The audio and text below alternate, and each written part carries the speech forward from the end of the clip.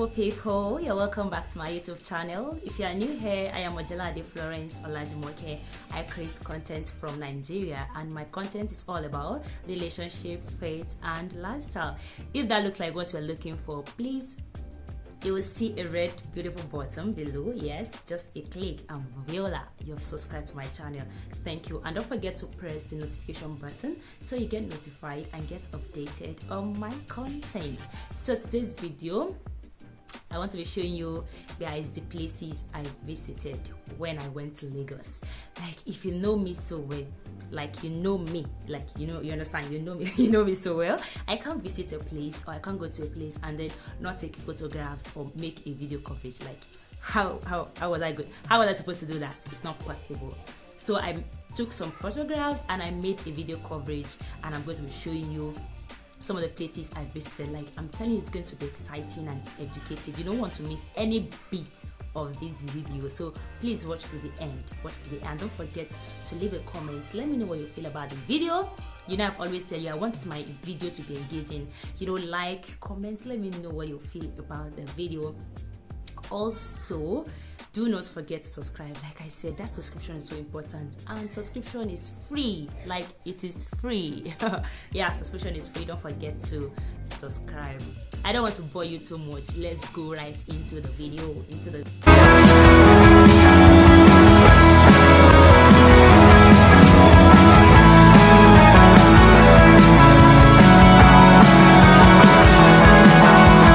So this was me after church. I was waiting for my friend who was going to take me around Lagos because I basically did not know my way around this place.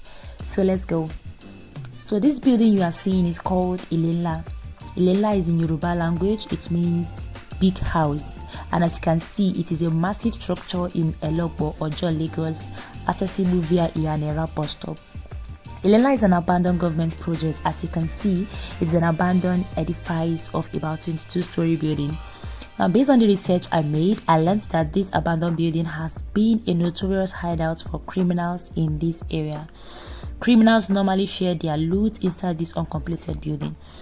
A lot of criminal activities had been happening in this building, with boys of different shades and characters seen coming in and out of this place. So hearing all of this, I couldn't really go inside the building, so to be on the safer side, because this place has been a haven for armed robbers and ritualists in the past. But it is amazing that this place has now been raided and cleaned up. Presently, now I think it is used for driving lessons, football and the likes. I believe if this building is completed by the government, it will transform the state of this neighborhood for better. So after leaving this place, I went to another place called Etegbi in Oto, Awori Council area of Lagos State. So this area you are seeing is called Etegbi in Oto, Awori Council area of Lagos State. Now, recently there was an invasion of the riverine communities by the suspected hoodlums who claimed they were acting on a court order to repossess land in this particular area. So I'll be going to the riverine side to see things for myself. I heard that several buildings were damaged and tires were burnt at different locations, forcing residents to remain indoors. So I was actually looking for a tricycle or a bike that was going to take us to the riverine side. So eventually we got a tricycle, and yes, I was behind the camera. So eventually I was inside the tricycle going to the riverine side to see things for myself. So let's go there.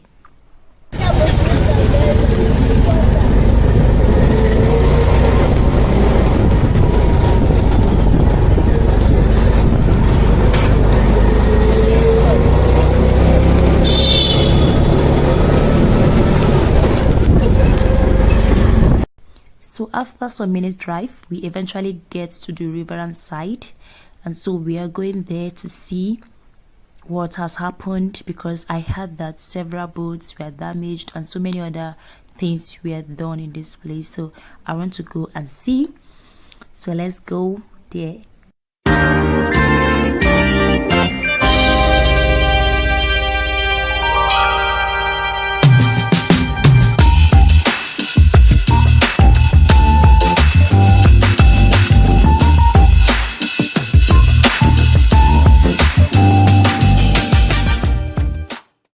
So I had a little conversation with one of the boat riders, and as you can see, about 6 boats belonging to the residents were damaged, while some life jackets were burnt at this riverside.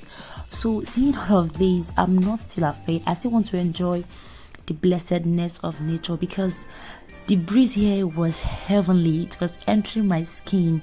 And the truth is, sometimes we may not really understand God if we don't move around nature. I know one of the scripture says in Proverbs that go to the ants, O ye slogans, consider its ways and be wise. Sometimes God will want us to go and see some of the things He has created, because God is creative. And sometimes basically God speaks to us through His word, through His spirit, but sometimes He speaks to us through the things that He has created. Sometimes God will ask us to go and see some of the things He has created, just to pass a message across to us, even though as believers we must not wait until God is asking us to go to inanimate things before we could learn the lessons God wants us to learn. But sometimes you need to come around nature, feel and see what God has created, and sometimes God might pass a message across to you. So hearing about everything that happened in this place, I still want to enjoy the blessedness of nature. As you can see, everything is now calm. Most of the boat drivers has gone back to their businesses, and everywhere is now peaceful. So I was able to go around, talk to some of them, and I enjoyed myself.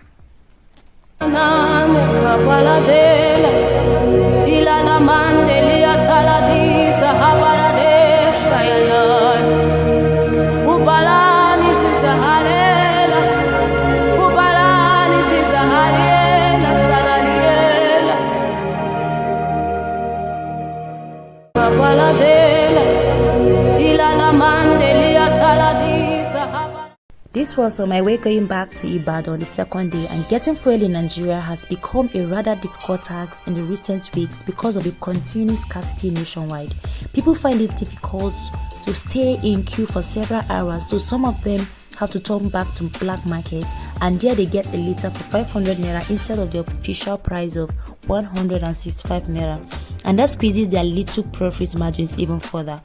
Most of the drivers buy fuels at an exorbitant rate, and it's almost impossible to increase the fare because most of the passengers cannot afford it. And even when they are lucky to find a petroleum station, they must pay a series of bribes, first to those manning the gates and then to those operating the nozzle.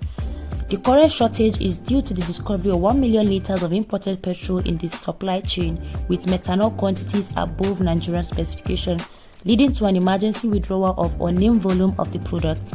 Across the country, millions of people are spending hours daily on queues jostling for fuel in circulation. Based on the research I made, about 136 vehicles' engines were reported as damaged by the contaminated fuel in the first week of February. The situation has gotten to something else, and Nigerians are finding it difficult. The black market price of fuel skyrocketed on Monday and Tuesday, with 10 liters of petrol selling between 4,000 and 7,000 in some states. Passengers are being stranded in the highways and increase in other mishaps. The crisis has led to increase in cost of transportation, and many were left stranded at various bus stops, workers returning from work and students returning from school. This was the petroleum station our drivers stopped to get fuel, but unfortunately we were not allowed to go in because they claimed they do not want a lot of vehicles inside the petroleum station, so we were asked to wait outside. We waited for hours before we were allowed to go in. So this is what drivers and passengers go through in Nigeria every day, and this has affected a lot of things. Nigerians are finding this difficult because it has affected small businesses, but large businesses. Everyone has been affected by this increase in petrol. We hope everything comes back to normal because it has been so challenging for Nigerians in a time like this. So after we left the petroleum station, we eventually get to Ibadan in the evening, and as you can see from the red roofs, this is the ancient city of Ibadan. You don't need anyone to tell you that you are in the city of Ibadan.